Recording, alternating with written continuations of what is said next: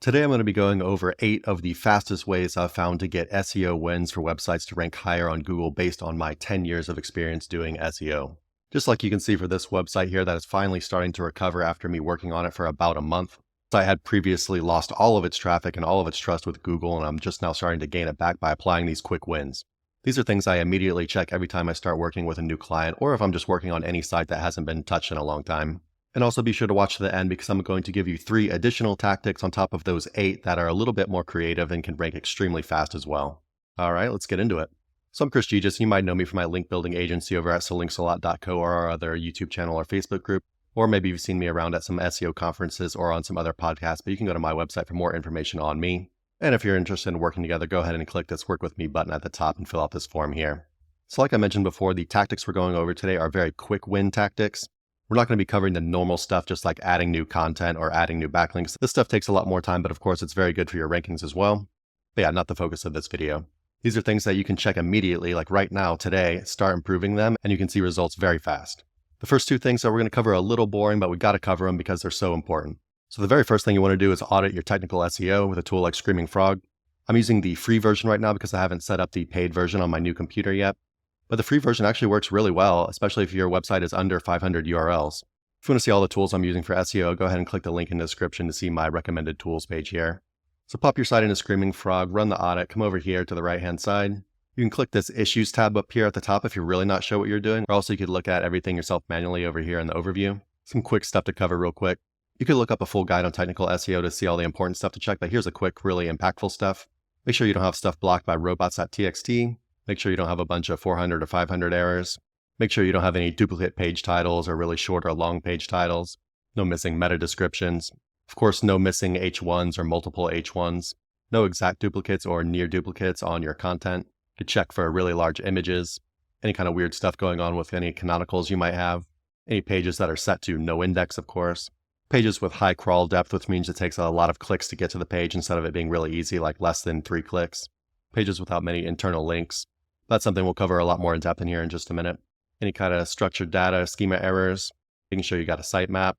And yeah, like I mentioned before, if you see this Issues tab here, you can just come in here and look at anything that looks like high priority. And this stuff's all pretty quick fixes. Again, you can look up a full guide for technical SEO, but it's always the very first thing I check because this stuff can literally just break your site and make things not work or rank very well at all. So yeah, definitely check this stuff first. The next boring thing that we're going to check is page speed, but it's absolutely mandatory to check here at the beginning. Go ahead and just pop your website into Page Speed Insights over here and see what comes up. You want to check both the mobile and the desktop results here. So for mobile, you can see our website over here has a performance of 50, which is really not that great, but it's also not super, super bad. We should definitely get this up though.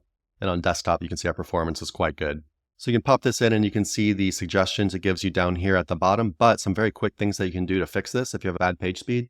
These 3 things will pretty much fix everything. First thing I would do is get a image plugin like Smush, which will automatically re-optimize all of your images and just make sure they're smaller and they can load faster. Next up, I would get a WordPress speed plugin like WP Fastest Cache. You can go ahead and just watch a video tutorial and set up the best settings for your website. And if that's still not doing the job, you could come over and sign up for Cloudflare, which is a CDN. I won't get into the super technical aspects of CDNs, but they basically just make it faster no matter where users are searching for your website. All right, now that we've got the super important boring stuff out of the way, we'll get to the interesting stuff. First up, we have internal links, which are the links on your website that are linking to other pages on your website. I really can't stress how insanely important it is to do good internal linking. This alone can have a massive impact on your rankings. So to check your internal linking, you could use Screaming Frog like we were looking at before, or you could also use Rank Math or Link Whisper, just to see how many internal links each of your pages has. And really, you want to aim for 5 or more contextual internal links for every page on your website. This isn't really a magic number here, and this number could actually be a lot higher for more important pages on your website, right? So coming over here back to Screaming Frog, we go to this diversity links page on our site. We'll click the In Links button down here at the bottom. You can see all these links right here labeled with navigation. You do not want to count these. These are links that are just coming from your header or your footer, your menus. What you want to see are these links that are coming from content. Now, if you see you don't really have a bunch of internal links coming from your content, then you definitely want to beef those up and add a lot more. Of course, from related content on your website, other articles or pages on your website that are relevant to that article. To find opportunities on your website to add links from, you can go and do a site colon and put your domain name here and then just type the keyword or a related keyword to that topic. Then Google's going to show you all the pages on your website that are very relevant to that search, right? So these would be pages that would make sense from Google's point of view to link to that page. So I could go and add internal links into all of these articles to that diversity links page, if it makes sense, of course. You could also use a tool like Link Whisper to help automate all of this because internal linking can take a little bit of time.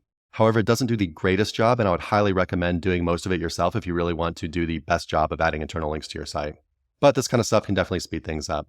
Again, check out my recommended tools page for all the stuff that I'm using. Also, go ahead and give the video a like and give my channel a sub if you're enjoying the content. Last up, let's just talk about anchor text really quick. When you're doing anchor text for internal links, it doesn't matter nearly as much as when you're doing it for external links or backlinks. So a lot of the times you can use exact match anchors or partial match anchors, and you don't need to really worry as much about diversity. However, it is still good to kind of diversify your anchor text, to kind of change it up, not always use the exact same thing every single time. But again, definitely not as important as when you are doing backlinks. Next up, we have headings or H tags. So what you can do is basically audit all of the articles on your website and just look at your use of headings in your articles. Of course, you can use a tool like Detail to see your headings very quickly, just to see how the article is laid out. And of course, these heading tags really help Google understand what your article is about, and they help it understand how the article flows and all the topics that you're covering. So if you come into an article and it doesn't look like it has a bunch of headings and you could add a bunch more headings to it, definitely do that, right? A lot of the times you'll see like a big section that has a bunch of text. Of course, I've done a good job, so this isn't really a good example. But if you saw a big section that really wasn't broken up at all, you have the H2 right here, then you could break it up and have some more like H3s if it would make sense in that section. And of course, when you are adding these new headings into your article, try to get keywords and kind of variations of your keyword or just related keywords in the headings. This stuff is super, super, super powerful. Don't do anything crazy though and just try to spam keywords in all of your headings. You want things to look natural. You don't want to get in trouble for like over optimization or something like that. But I've actually got crazy results just doing these two things right here, beefing up internal links and adding more headings to the article just to help Google understand my articles better. I believe I talk about it a lot in this article right here as well, the easiest SEO win ever. And this stuff is really super fast. You can go through an article and just see that there's too much text and it can be broken up better, right? It's really easy to do, very quick to just add, basically a few words every now and then to add a little heading in. Next up, you could consider adding a keyword-rich FAQ to any of your articles that are underperforming, or really all of your articles. It would just look something like this, an H2 with FAQ, and then H3s for each of the questions that are being asked along with the little answer. Generating FAQs is really easy to do, so here's how I do it. First of all, you can have ChatGPT generate an FAQ for you. I used a prompt right here, generate an FAQ section for my article on toxic backlinks. Don't answer each. So you can go through and just check and see if any of these you think would make sense in your article. For more ideas, you could go over to Google, just go ahead and type in your keyword and scroll down and find the people also asked section here. So these could also be good FAQs to include in your article, and then you can click the arrows on each of these to expand them. And once you expand them, it'll start generating additional ideas for you as well. Next up, again, just Google your keyword, and then you could come and click some of the top performing articles for that keyword and go and see if they have FAQ sections. And if they do, of course, you could use those in your article as well, maybe reword them a little bit differently. Last up, of course, use your brain. If you think there's any other questions that you want to ask and answer in the article, you can definitely add those as well. Next up, what I like to do to get the most out of my FAQs is use a tool like Surfer or Neuron or whatever to get a bunch of your semantically related keywords or entities, whatever you want to call them. Then you could come over back to ChatGPT, paste in all of the FAQs that you decided to use, paste those keywords in as well, and say, please answer these FAQs and use these keywords that I've listed at least one time each. Then what you're going to have is a super keyword-rich FAQ that answers a bunch of common questions and also helps get a bunch of these other keywords into your article without having to stuff them in unnaturally in other places yourself. And if you already have an FAQ, you could just copy and paste that FAQ into ChatGPT along with the keywords that you pulled in from whatever tool you're using and just have it re-optimize the FAQ with those keywords. So again, this is going to help get a lot more content on your page. It's going to help get a lot more headings on your page. It's going to help get a lot more keywords in those headings. It's going to help get a lot of related keywords in. Just all in all, adding a good keyword-rich FAQ can be insanely powerful. And of course, when you're adding any kind of AI content to your website, it's always a good idea to manually check it and to use an AI editing checklist like the one I've got here. Next up, we have adding keywords and related keywords into your titles and your URLs. So you can see for this article here, custom link building, we have the keyword up here in the URL. Of course, we have the keyword in the H1, the heading right here. And then looking up here at the very top, you can see that we have custom link building as the very first keyword in the title as well. These three things are the most important factors of on-page SEO, just getting your keywords in these spots. So if you notice you have pages that don't have keywords in these spots, you can change them. You can change it pretty quickly. For titles and the H1, go ahead and add H1 here. I like to have the exact keywords towards the very beginning or at the very beginning of the title or the H1. And for the URL, it might be a little bit different depending on what the exact keyword is. For example, a lot of the times you might want to take off a bunch of stuff like the word like the. But having your keyword in the URL is actually the #1 on-page ranking factor. But remember, if you're changing the URLs on your website, this can create a mess if you don't know what you're doing. So you're going to want to change the URL or delete the page. Then you're going to want to 301 redirect the old URL to the new URL. Then you're going to want to make sure that you change all internal links and menu links that were going to that page originally to go to the new URL instead. Again, Screaming Frog is insanely useful for this. And then just to be safe, I like to install a plugin like this, which is WP404 Auto Redirect to Similar Posts. So if you have a link that is trying to go to something and it's pulling up a 404, like the page no longer exists, like if you forgot to redirect or you forgot to change the link on something, then it would automatically 301 it to a similar post. And because your post is probably very similar to the one that you've already changed the URL for, it'd probably 301 redirect to that. So this can kind of just help you be safe and catch anything that you forgot to fix yourself. Next up, you want to look for any thin content pages. Thin content can mean pages that have content that is really short, but it could also mean pages that are duplicates or just really nothing useful on it. One way you can check is just come over to your page, click on the detailed plugin and check the word count, which this one has 2,500 words. You can see if I come over to Google now and search for that keyword, this article has 1.8K, this one has 3.3K, this one has 2.7K, so we're pretty much in the ballpark for this one. And you can see us ranking down here for number 8 for this keyword, but we have no referring domains, no backlinks built to this article, and all the other articles here have quite a bit. But anyways, if you had noticed that your content was a lot shorter than these, then you'd probably want to beef it up. But really, even just without using any of these tools, if you looked at your article and you could just tell it was really short or, had less than 500 words or something, just super short, then yeah, you need to beef it up. It just doesn't make sense. I have right here to make sure it's not all just coming from repeat sections you have across all pages. So our footer on Sir Links-A-Lot is quite small for our blog post. We just have a related post section, then we have a call to action in our footer. So there's really not much content here. But what I've seen on a lot of websites is they'll have a bunch of stuff in their footer and, maybe your tool says the article has 1,000 words, but a lot of the content actually comes from these repeat sections that are on every page on the website. This stuff doesn't count, right? You need to make sure that unique content on the page is at a decent level.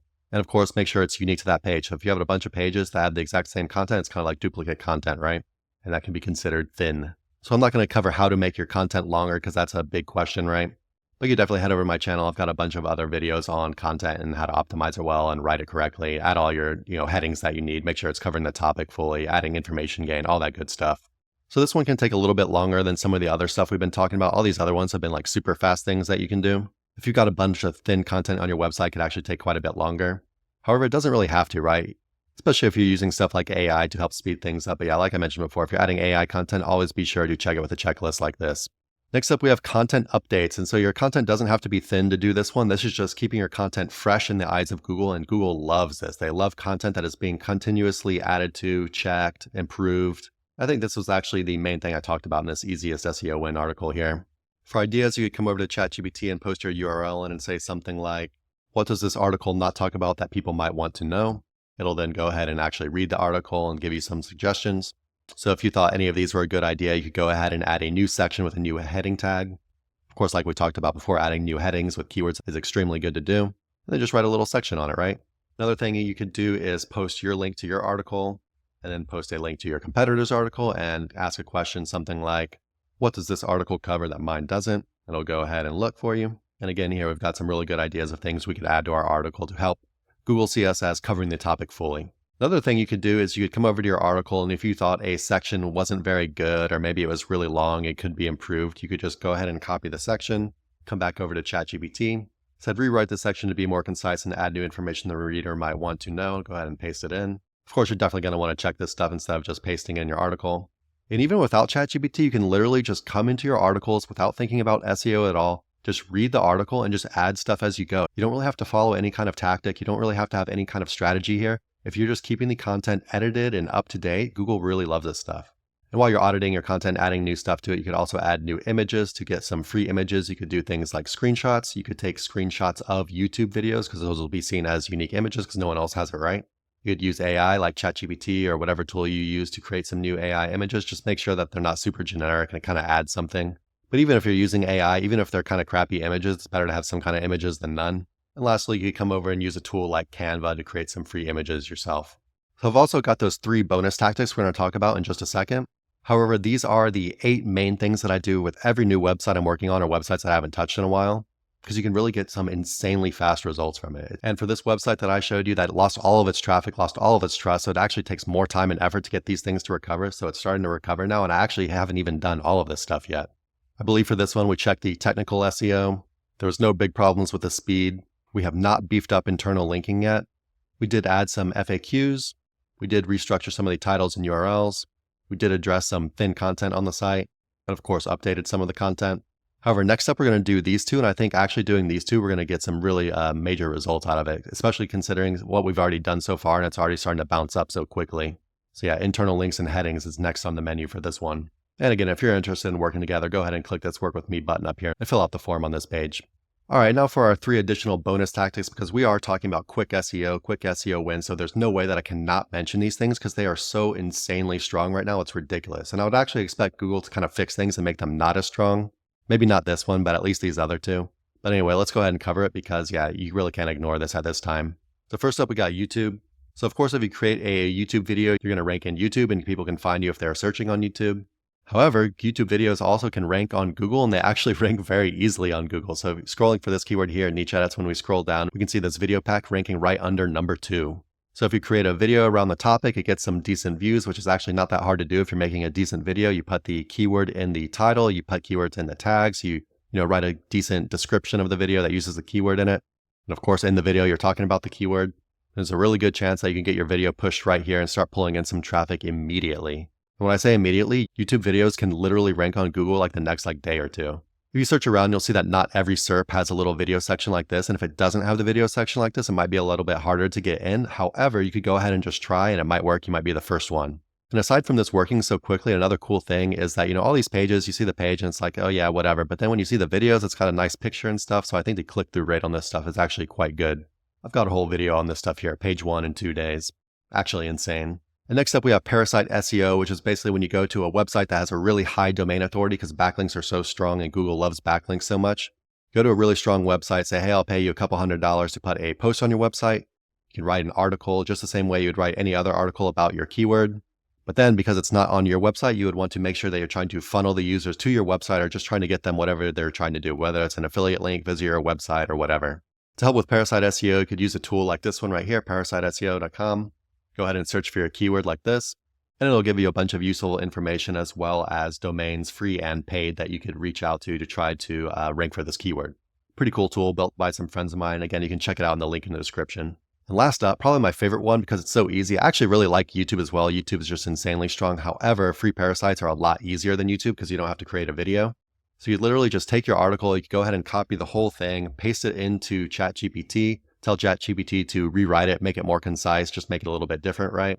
And then you could go and post it on stuff like Reddit, on LinkedIn Pulse, on Medium, and on Quora. And because these websites have very high domain authority and Google loves them so much right now, your article might rank on these much faster than it would on your own website.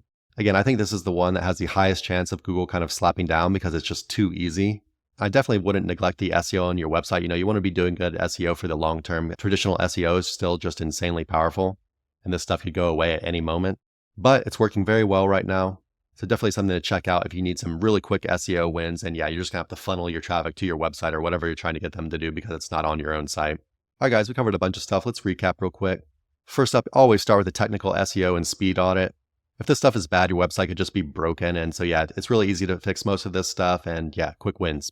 Next up, internal links and headings. And these are probably my favorite ways to get insane results. Just internal links alone or just headings alone. Either of these by themselves, but if you do both of these things together, adding more headings and adding more internal links, especially if you didn't have it done right in the first place, crazy fast wins here, guys. Like I showed in this video here, I think I got a 30% traffic increase on a website in just a month or two. Next up, get some nice FAQs with keywords. Of course, you can use AI to help yourself with this stuff. Then make sure you got your keywords and your titles and your URLs and your H1s. Of course, if you're changing your URLs, definitely make sure you're doing everything properly in 301 redirecting and changing any internal links the page had. Of course, thin content is never good, so go ahead and beef up anything that is very thin. This is a lot better than adding new content because Google already knows the URL exists and it might even have some backlinks going to it. So by improving your thin content, you can just get these much faster wins than adding new articles. And of course, content updates, keeping everything fresh, making sure you're covering the topic fully, all that good stuff. And then we got those super easy SEO wins down here, right? All right, guys, that's it for now. Go ahead and give the video a like, give my channel a sub if you're enjoying the content. And if you're interested in working together, go ahead and head over to my website, and I will see you next time. Bye-bye.